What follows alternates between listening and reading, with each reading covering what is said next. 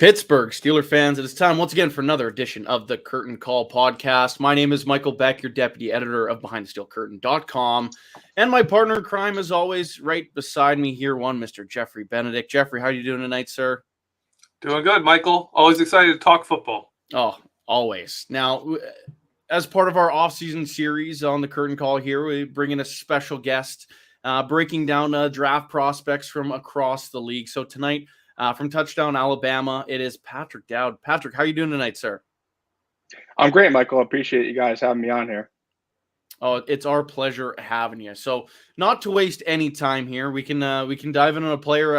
I suppose the Steelers probably have no hope of landing, but I still want to ask about Evan Neal, one of the most dominant offensive linemen, you can say, in college football a year ago. A surefire top 5 pick. Potential first overall pick. Can you break down his game a little bit for us and what makes him so special?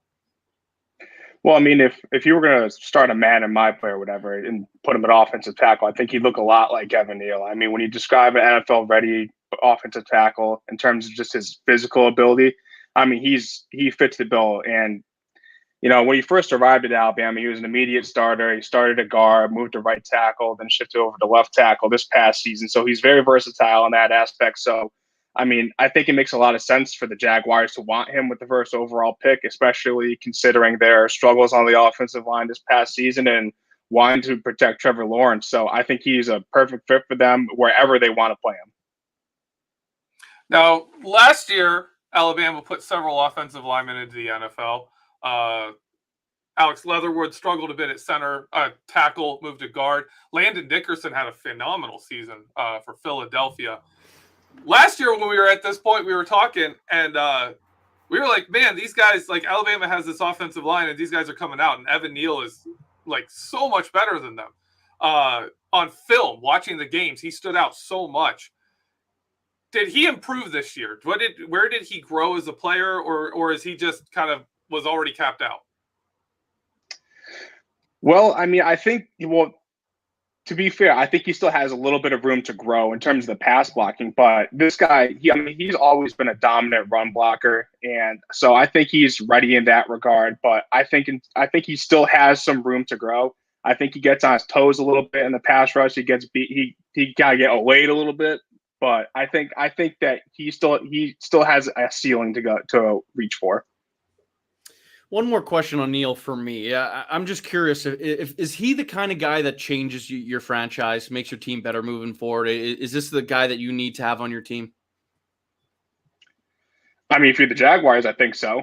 I think when you look at all these NFL drafts, it's always a team-by-team basis. And I think that the Jaguars can't – I think they almost need to prove to Trevor Lawrence that they want to invest in him.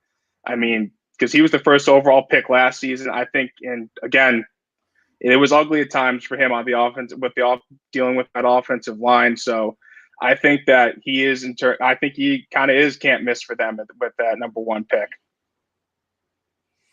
Now, last year, the Steelers obviously took Najee Harris in the draft. He worked out incredibly well for us, despite running behind a really bad offensive line by about the midpoint of the season there. That brings me to Brian Robinson Jr., who has also, like Najee Harris, had a great offensive line to run behind. And Robinson's obviously, he's not put up in the first round. Like, you're not seeing him drafted, like mocked in the first round like Najee was. How does he compare to Najee Harris as a running back with what he did at Alabama and also his skill set? Well, I think they're both very physical runners of the football. I mean, Brian Robinson's a guy who's going to seek out contact, and Najee Harris, you saw this past season, even dealing with a little bit of a below-average offensive line, he was taking some big hits and just kept going. I don't think he missed a game this season, even though he had about almost 400 touches total between carries and receptions. So I think in that regard, they're both very physical players. Brian Robinson isn't nearly the athlete that Najee is, and no one really is as athletic as Najee Harris is at the running back position. So I think they're both very physical running backs, and I think Brian Robinson, I think he'll be able to carve out a role in the NFL, whatever that is, and maybe he's a second running back on a team, but I think he can be an effective player in the right situation. So with Brian Robinson, would an ideal fit for him kind of be something along the lines of like a power back, short yardage? What's his ideal usage at the next level? Yeah, I think probably a power back, maybe like a Latavius Murray kind of role, maybe maybe just a secondary running back to give your first guy a rest. I mean, I think that's probably where he's projected to be like as of right now. Was he much of a receiver at all? Like, did he participate much in the passing game? So he was kind of forced to at the end of the season because Alabama's running backs room was decimated with injuries by the end of the year. So he was kind of had to step up and be a receiver and be at it in that role later on in the year. And I think he did pretty good for what he was asked upon. So it's not like it's not necessarily something that it's a huge factor in his game, but he can do it if he's put in that position.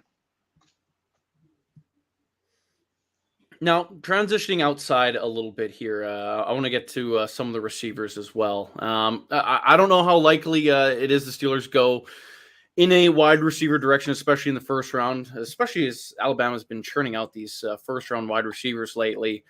Jameson Williams, kind of first name that jumps to mind, to me at least. Can you break down his game, kind of compare him to some of the receivers that we've seen in the last few years of drafts, if he's comparable to any of the other former Alabama wideouts now in the NFL?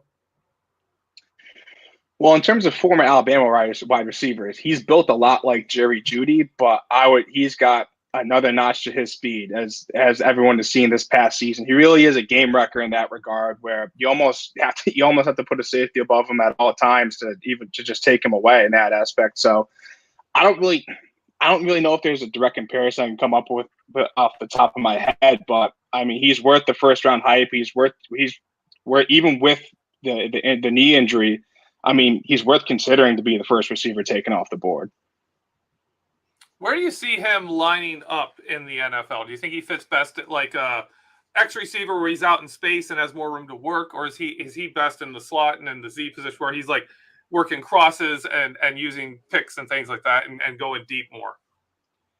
Well, they used him in a lot of ways at Alabama. I think crosses over them. I think having to run crosses over the middle was really successful. I mean, I know there's a highlight against Georgia where he caught a 15-yard pass and just split the safeties and was just gone. So, yeah, I think he can go pretty much anywhere. Maybe his ideal spot is kind of working that in those inside crossing routes. So you mentioned the crossing routes. I think one of the players the Steelers need to find is someone that's taking the top off the defense, someone that the safeties are going to start really having to back up and worry about. If for whatever reason the Steelers made a play for Williams or heck, even John Metchie, is that a role that could be filled by either of these guys, or should they be looking elsewhere? No, I think so. I mean, Williams obviously, I think, will add a whole new dimension to their offense, especially with the threat of being the deep ball receiver. I think Metchie, John Metchie, that is, I think he's very well rounded. I think this past season, he had to kind of play in a different role for Alabama's offense, catching those 10 to 12-yard passes, just moving the chains. But I mean, in his 2020 season, he was taking the top off the defense as well with deep passes and whatnot. So I think he's a very complete receiver. I think they're both would be excellent choices for any team in the next level. Now, John Metchie had a lot of hype kind of building before his injuries. Do you think he can be a number one receiver on our team, or do you think his best fit, like you said, where he's like a really well-rounded, complementary kind of guy that just makes your receiving core better, but maybe he isn't the number one guy? Well, the thing is, it's the constant, it's the whatever traditional saying. He's good at a lot of things, maybe not great at one thing. So in that respect, I think he maybe is a number two guy, but I think he could turn into a really, really excellent number two receiver. Okay, now kind of moving on here as well. I think one of the more realistic names for the Steelers, especially for need and kind of pick range, Christian Harris. I think he's someone that could potentially be someone the Steelers have their eye on, maybe late in the first round if they were to trade back. I don't know if he's necessarily a top 20 pick, but who knows through the rest of this draft process. Could be someone there in the second round. What are the kind of strengths to his game, and would he be someone that could really make an impact sticking the run in the NFL, or putting a foot in the dirt and turning around and running with the tight end? Well, I think he absolutely can play in the NFL. I'm not sure if he's going to be I'm not sure if he's going to be a first round pick, but if you were to ask me last season, I would have told you I thought Alex Leatherwood was a first round pick, but he went right in there with the Las Vegas Raiders. So who knows? But I think Christian Harris, I think I think he'll be a little bit of a maybe developmental player in the sense of I think he struggled a little bit in the past defending the pass early in this season. So I think he has some work to go there. But I mean, he like Najee Harris and the Steelers, he is an explosive athlete, especially in the run game. I mean, when he's right, he's a bullet back there. So I think in that regard, I think he could be a really good run defender for whoever decides to pick him. How is he? I know this is probably a hard evaluation because of Alabama's defensive line, but did he ever have much instances where he was taking on offensive line blocks, and how did he do with that when he faced those? Well, I mean, with his speed, I think more often than not, he would kind of overrun the play a little bit and just get washed down the field. I mean, there's the Texas A&M game wasn't good for a lot of Alabama defenders, but and Harris is one of those guys. I mean, they got burned a little bit early on in that run game and the pass. So I think if anything, it's him over anticipating. Now, I think the Steelers in this position, they need kind of a specific type of player. Someone that's a bit of a thumper, someone that if a linebacker gets into them, they're not going to get overwhelmed by that, be able to shed a blocker, make an impact in that run game.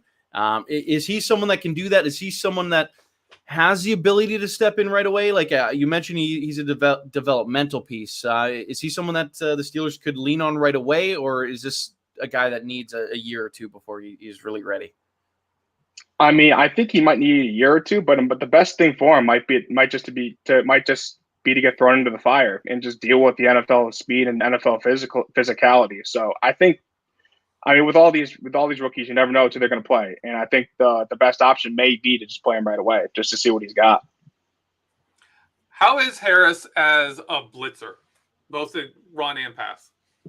I mean, I would say that's one of the strong suits of his game. Alabama really, I think, especially in the postseason, and you can watch the Cincinnati game for this. I think they really made emphasis on putting pressure up the middle with him and Alabama's other linebacker, Henry To'oTo'o. So, I mean, with his explosive ability in the linebacker position, I think blitzing is one of the strongest suits of his game.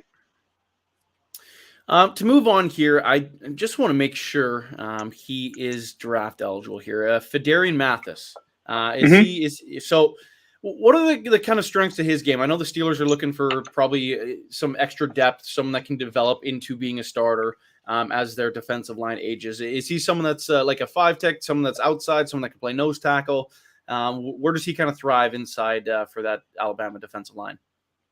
I think he might be a little bit more of a 4-3 defensive tackle because he really is a good pass rusher up the middle. I'm not sure he has the size to be a traditional nose, but I think like John Metchie is in respects to being a receiver. I think Darian Mathis is a very good, well-rounded defensive lineman.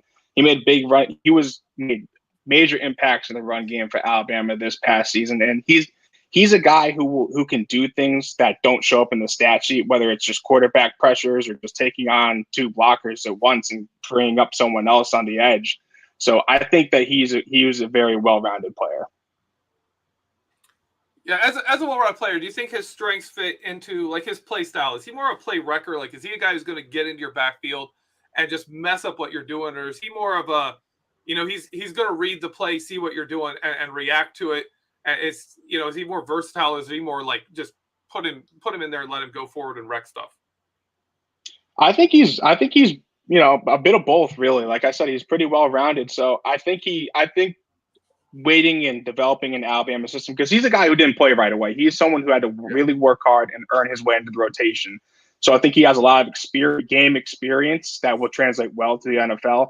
So I do think that he will be able to read NFL offensive lines and adjust to that while still being that game record that teams will want to have on their defense. Do you think he's comparable to any former Alabama defensive lineman that come to mind?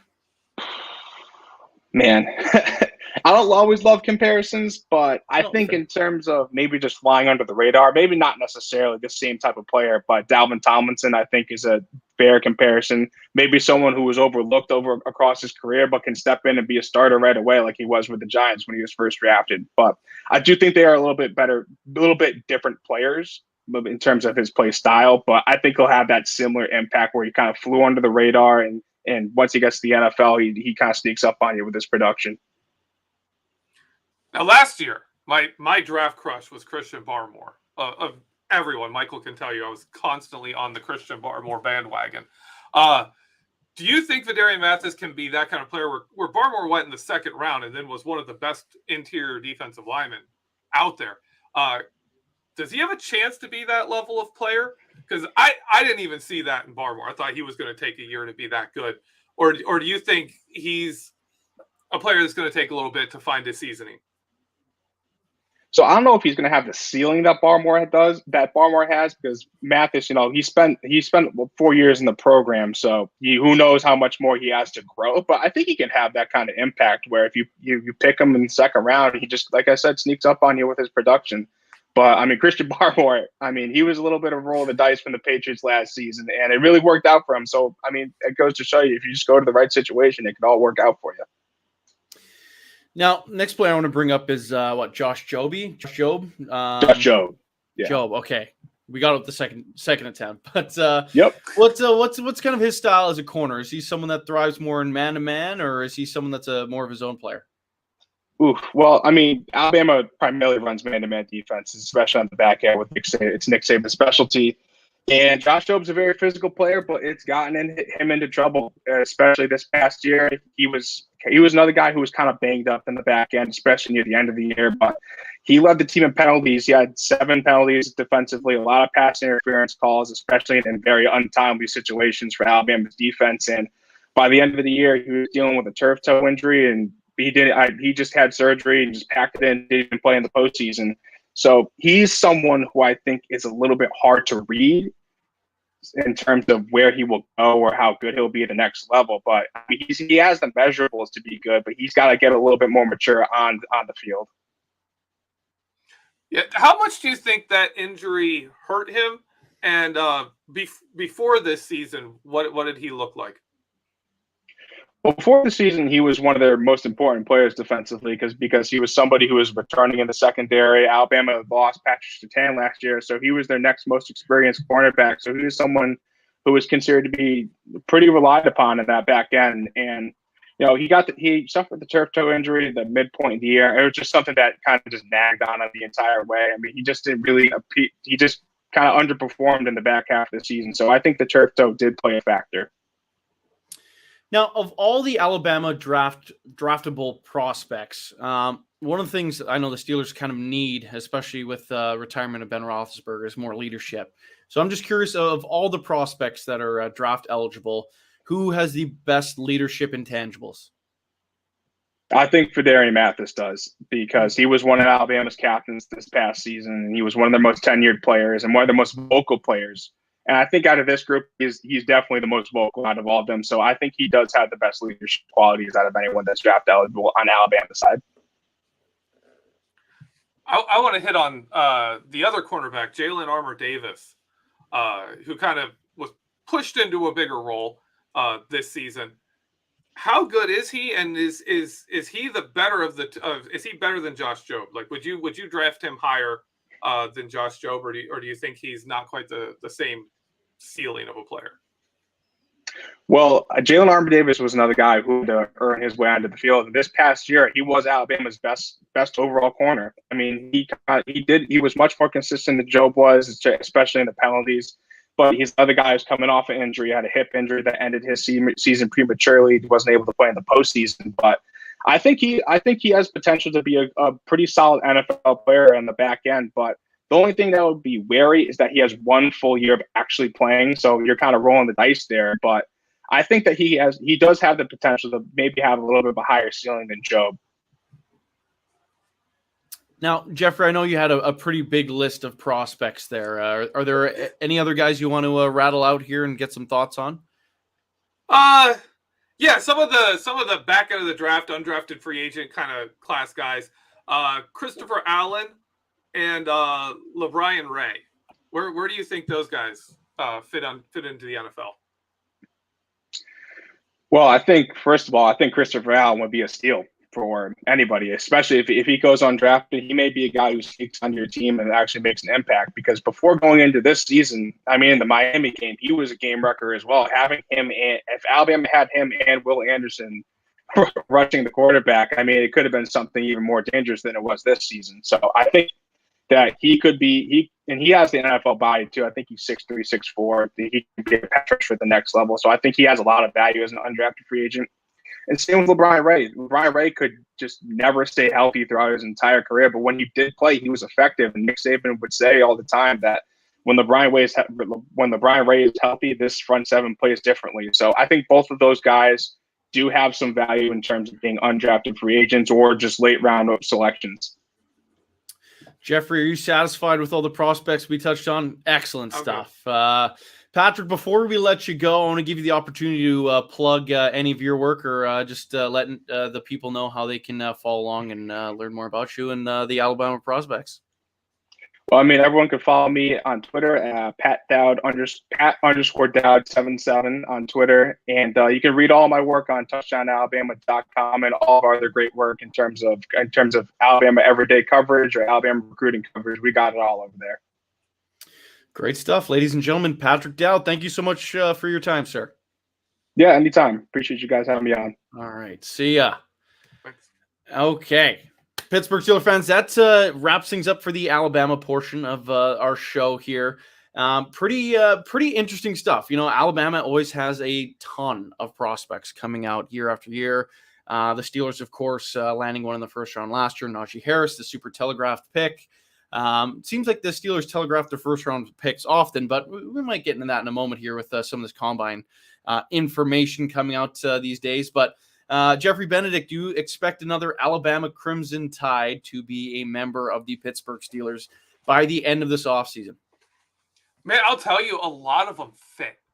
I don't expect a really high pick because most of them, like he said, are older. They're guys who are in the system a bit longer. But you look at a guy like a Jameson Williams, if he falls to the third round, he to me looks like a Deontay Johnson, but just all of his physical traits are better. Like, he has kind of that Deontay Johnson style of receiver, but he's faster. He's got better body control. He's taller. Almost everything's better. John Metchie reminds me a lot of an Emmanuel Sanders. Christian Harris, I think, is a really good fit. If we go more of a Brian Flores front seven approach, where you don't have quite as much coverage responsibility, I think he's a fantastic blitzer. Obviously, like most linebackers, we need the defensive line in front of him to keep him clean. He's not that guy. He's not Vince Williams. Those guys don't exist anymore. Christopher Allen, as a project, as a depth guy to bring in, man, I could see the Steelers really doing well with him. I think he's got some pretty good upside as even a rotational player, but a guy who could potentially develop into something. And the way he's been overshadowed and overlooked, I think you could get him late. Both these cornerbacks could fit. Ever since Minkah Fitzpatrick came on, we've been running more Alabama concepts.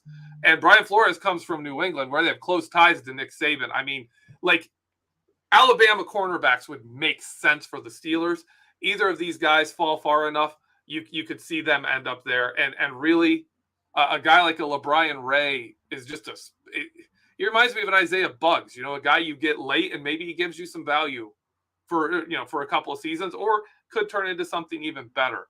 I like a lot of Alabama's players if they hit the middle rounds, like the third, fourth round guys, even fifth round guys. I think could be good pickups, and their bottom of the roster depth, the guys that fall really late in the NFL draft, tend to be better simply because they're still good athletes. They're still good players who were just on a team where they were overshadowed by all the other talent. So I think there's a really good chance we could see another Alabama prospect this year. Yeah, and just the way that program is built, they send a dozen guys to the league every single year. So the likelihood is a lot higher than most teams. But Kind of getting into some of the Steelers news here. It's been an interesting week. Of course, we're starting off the combine. Not the running portion yet, but a lot of the interviews. Kevin Colbert was at the podium. A number of players were at the podium. One of the things that was interesting to me, and really a lot of people in general, a lot of the quarterbacks being asked about whether or not they've talked to the Steelers. Pretty much overwhelmingly, all of them had said yes. If it wasn't obvious before, the Steelers are definitely doing their due diligence at the quarterback position. And once again, it still seems like the Steelers are madly in love with Malik Willis, the quarterback from Liberty. I'm sure we're going to have to break down that school at some point and talk about their one prospect, but we'll cross that bridge when we get there. But are the Steelers, is this a problem? If Malik Willis somehow makes it past like pick 16, do the Steelers have to trade up because of how obvious they've made it that they want this player? What's the deal with this now? Well, the Steelers obviously really like Malik Willis, but it kind of reminds me of when the Steelers really were like, everyone should remember at least, Mike Tomlin and Lamar Jackson. Like, Tomlin loved Lamar Jackson, but we didn't take him. We had the 28th pick. He went only a few picks later to Baltimore. So I do think the Steelers really like Willis, but I don't think they would trade up for him, not with the draft capital we have this year. If he falls, I think they grab him. But like you said, they've interviewed almost every quarterback out there. They are definitely putting in their work. So I don't know what they have where their preference lies. I do know that they've shown a lot of attention to Willis, but he's also a guy from a smaller school where you kind of need to do more work on if you're going to evaluate, how good is he going to be in the NFL? You're going to have to do more work on him. Like, Liberty is smaller than like a MAC school. Like, you kind of have to rate them below a MAC school in that terms. So, yeah, I think the amount of attention they've paid him and the amount of diligence they've done on him is more where it's at than, they really, really need to get him kind of attention. Gotcha. Now, yeah, like I mentioned, it's one of those things that's just been interesting to say the least. I guess the big kind of news of the day was that the Steelers have, in fact, officially interviewed Louis Riddick, the ESPN analyst, former NFL scout, now, once again, ESPN TV analyst for the general manager job, something that was rumored to have happened a couple weeks ago, but officially happened here at the Combine. What are your thoughts on this? Is this just kind of like a celebrity name? Is this someone that the players respect, and that's why the Steelers are looking into him? Or are the Steelers just simply turning over every leaf? Well, they are interviewing a lot of names. But Riddick is a good one. I think he's a valid guy they're looking at here. Not only, his analyst time where he's shown to be one of the better guys at projecting talent. He filled the same role Kevin Colbert did when his days in the front office. He was a pro scout director of pro scouting, where you're looking at NFL players and scouting other teams and other players, free agents, stuff like that. That's what Kevin Colbert did before the Steelers grabbed him for their GM. So I do think he's kind of a due diligence move where they are just seriously turning over every leaf to make sure they get the guy they really like, which also kind of tells me maybe they haven't found that guy yet. They haven't found a guy who stands out like Kevin Colbert did when they hired him, and so they're still looking. That's kind of where I lean is the rest of these guys. No one's blown them away probably. So maybe Riddick's that guy. If he's that guy, I mean, you have to trust the process. Steelers have done pretty good hiring people. Yeah, I feel like if the Steelers really fell in love with a general manager, they probably already would have pulled the trigger to some degree and maybe necessarily have stopped all the first interview process, because truly it is a grueling process. And to do it over and over and over and over after you even found a guy just seems a bit ridiculous. So definitely some smoke. They interviewed him for a reason. So who knows, as the weeks go on and we inch closer to the draft, we might have some more clarity on finalists and a deal thereafter. Now, speaking about general managers, though, Kevin Colbert, of course, was at the podium, I believe Tuesday or Wednesday this week. One of the things that I found interesting in what he was talking about was Zach Banner, and saying that he wants to see more out of him this year. To me, it was a clear-cut candidate that Zach Banner is getting cut. And here's Kevin Colbert saying he wants to see more out of him this coming season.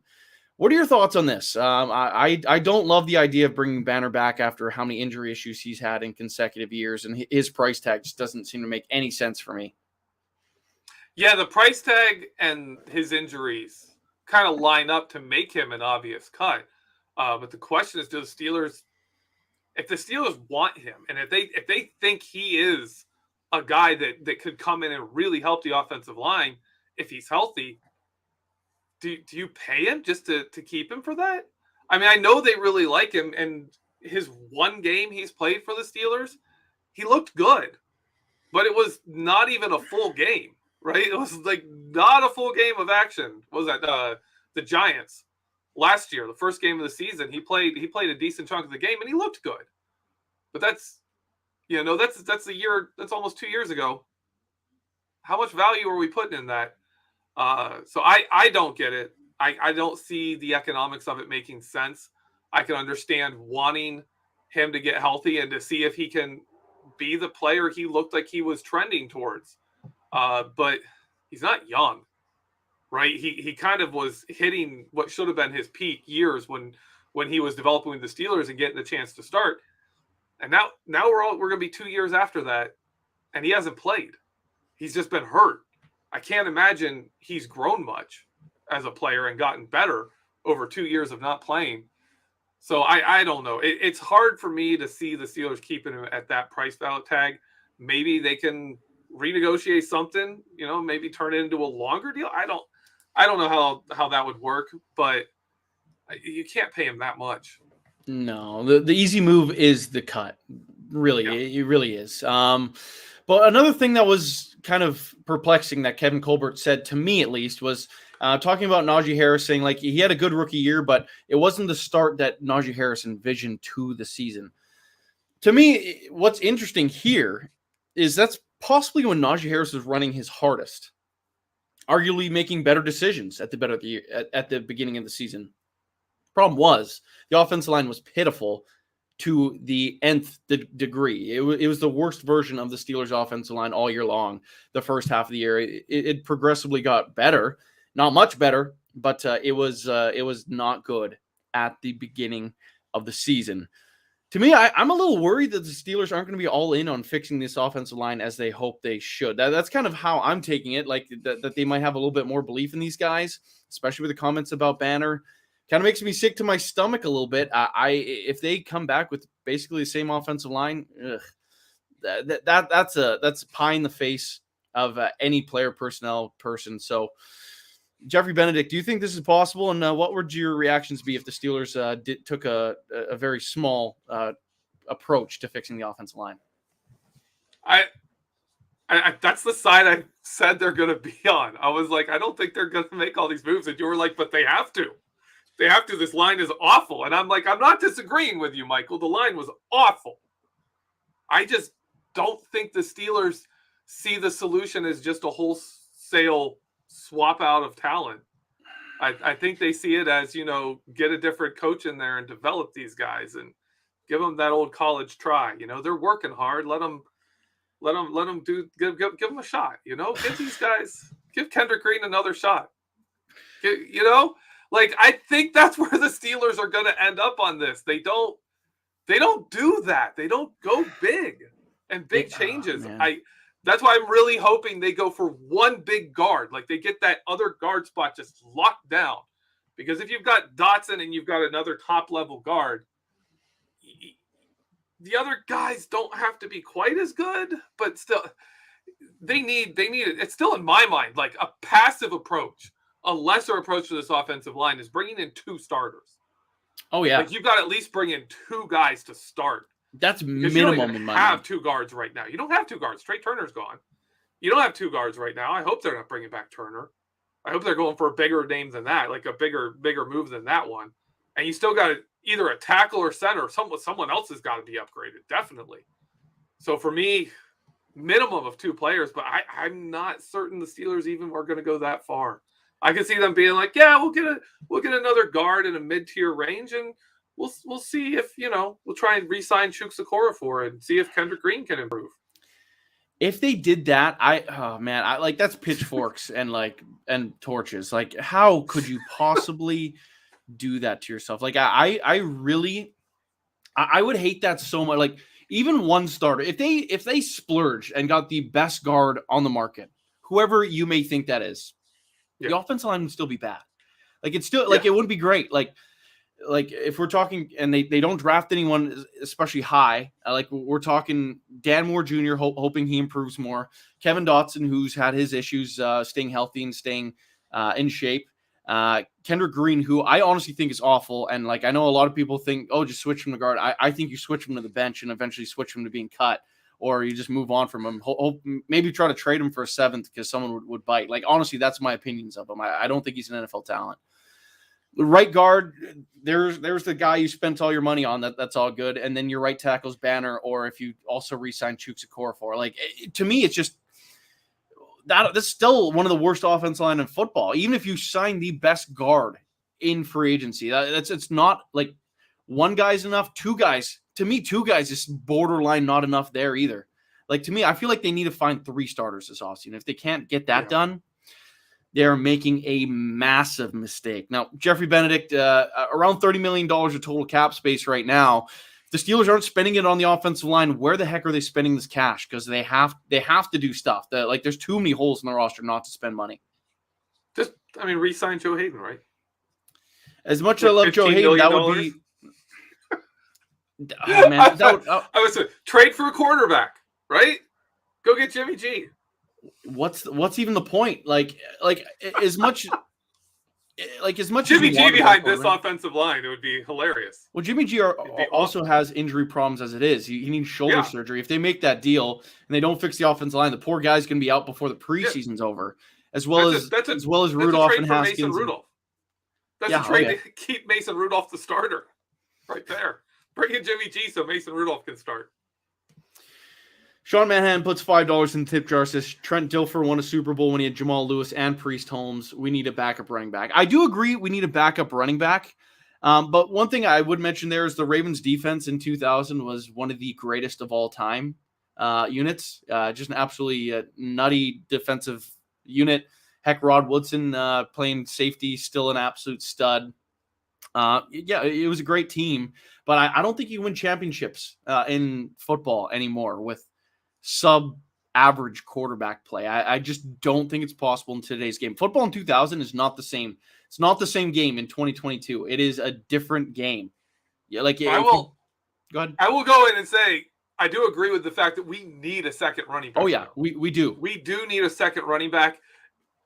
And to me, there's 2 ways to do that. One is to go the Michael Beck route and find 3 starters on the offensive line that are upgrades. Because if you do that, then maybe Benny Snell's okay. Maybe those guys are all right. But I want to see a good running back. I'd like to see one drafted later or free agent. I don't care how they get them. You need someone to come in there with Najee and spell him. I like that our offensive line coach, everywhere he's worked, that's kind of how they went. They went to more of a 2-back approach with their lead guy still making the Pro Bowl. He had multiple backs make Pro Bowls with significantly fewer carries than they had in the years surrounding his tenure at the team. If you can do that with a Najee Harris, give him 70, 80 fewer carries, and he ends up averaging 5 yards a carry and makes the Pro Bowl, that's a win. That's an absolute win. And if Benny Snell is averaging 4 yards a carry, fantastic. Run him. I don't care. But if they can't turn the offensive line into like the 2004 Steelers offensive line, I do think they need a second running back who can actually play football. Yeah, you have to be prepared for Najee Harris getting hurt, and it's really your fault at that point. Man, imagine Najee Harris behind a great offensive line. He'd be putting up stupid numbers, probably breaking Steelers records, possibly NFL records. That's what I generally see. With Dan Moore Jr., Kevin Dotson, Kendra Green, those guys. We had 500-yard games. He was really starting to get something going until Dotson went down in that Detroit game, and the line went from like not good to awful. Like they would have been like Nick Saban would have benched them. I think if you put those 5 in Alabama, they would have ended up benched. Most of them. Yeah, like with Alabama depth, I get what you're saying. Like obviously Yeah. they're better than college players, but like I know what you're saying. If you're playing at that level, well, Kendra Green, man. yeah, Kendra Green's bad. And how much did it hurt? Like I was looking up stuff and just seeing the reviews of like Landon Dickerson's rookie season, and like sitting there looking at Creed Humphrey, Landon Dickerson, all those centers and then they got Kendra Green, and we're like, all right, we'll see what Kendra Green does, and we saw. We were excited about Kendra Green Green at first because the Steelers, like before the draft, that they always do their Tomlin Colbert interview. They're like, oh, we really like the depth of this center class, and like. Right after we're like, oh, there's definitely like a name that we haven't thought of that the Steelers are in love with. Then they take Kendra Green, and a lot of us are like, oh, we thought he was a guard. A lot more were like, who even is that? So it's like, oh, this is the guy the Steelers fell in love with. Okay, this might be a great pick. And then the season started, and he was trash. The snaps are up here. Like Ben Roethlisberger was incredible at catching snaps this past season. Yeah. You saw in the Detroit game that there's a fumble. Like I honestly believe, if things don't change, if he's a starter. With Mason Rudolph or whoever at quarterback, I bet you there'll be like at least one fumble like that per game where you lose 20 yards, or it's a defensive touchdown going back the other way. Like I genuinely think it like 6 or 7 bad snaps over the season. Are you like? Oh yeah, it's gonna be bad. Oh, I think it's going to be bad. And speaking of Kendra Green, Sean Manahan puts another $5 in tip jar. Says KG, I'm assuming Kendra Green couldn't handle the calls at the snap and then making plays. Someone else should have been doing the calls. Basically, I was a center. It's hard to get anyone other than your center making those calls, especially in an NFL environment. You're the man in the middle. You can see the entire defense. If you're playing guard, it's hard to tell what shade the guard on the opposite side of the field is facing. It's not easy to do it at the center spot, let alone when you're at a bad angle and you can't really tell what's going on. The center has to make those calls. And if you're not able to do it, you're probably not good enough to play that spot in the NFL. Honestly, there's a lot of guys that do it in the NFL. By a lot, I mean 32. But of those 32, you could argue that Kendra Green was 32 of 32. Like it was not good this year. My biggest thing I saw with Kendra Green is he seemed to struggle with delivering the snap and then getting up and into the defender, right? I thought that was his biggest problem. And I think that kind of hurt his snaps as well as his blocking. Like both kind of fell apart when he was asked to do the two at the once. He ended up not being able to do either. Would you agree with that? Do you think that's something that can be fixed at this point?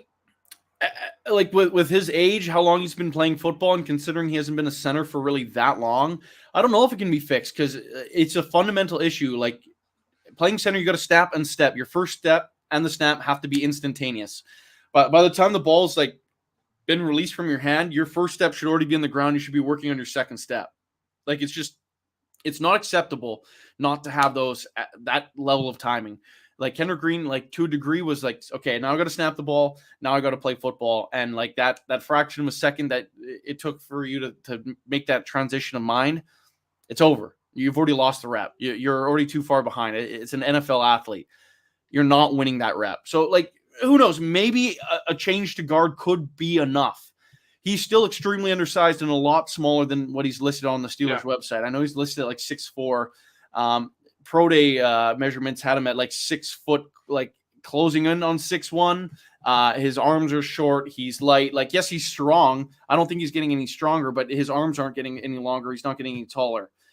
So again, there are fundamental issues with his game, and the Steelers seriously need to address this offensive line in a big way. And right now it feels like they are not planning on doing that, which is worrisome. And oh boy, I hope this gut feeling after listening to some interviews is wrong. But I can't wait till our post-draft show when you have like a hockey, like the old school goalie mask on, and you have like torches in the background, and you're here's my, I'm hitchhiking to Pittsburgh. We're going to ride. Hey, I'm saying if like for a week in the free agency, if they haven't signed multiple offensive linemen, I'd be like, what is going on here? You guys are making massive mistakes. But anyway, we are approaching the end of the show, Geoffrey Benedict. Is there anything you want to plug for the people? I just drew a complete blank on what I'm working on. Vertex, I think, just came out on Kella Witherspoon. Check that out if you like him. that's a vertex worth looking at. That's a player that the Steelers have to decide whether they want to bring back and how much they're going to pay him and stuff like that. So check that out. Yeah, absolutely. Always great articles. And I want to remind everyone to click over to behindthesteelcurtain.com. Again, your one-stop shop for all things Pittsburgh Steelers. And finally, if you're watching on YouTube or Facebook right now, just know you're still only getting about a third of the podcast story from Behind the Steel Curtain. Search wherever you get your podcast from, be it Spotify, Pandora, Apple Music, what have you. Search Behind the Steel Curtain. Heck, you could probably just search Steelers and it'll be one of the first things to pop up, and you can get all the afternoon and morning shows from across the BTSC platform. So for my co-host, Geoffrey Benedict, my name is Michael Beck. You've been watching The Curtain Call, and we'll catch you guys next week.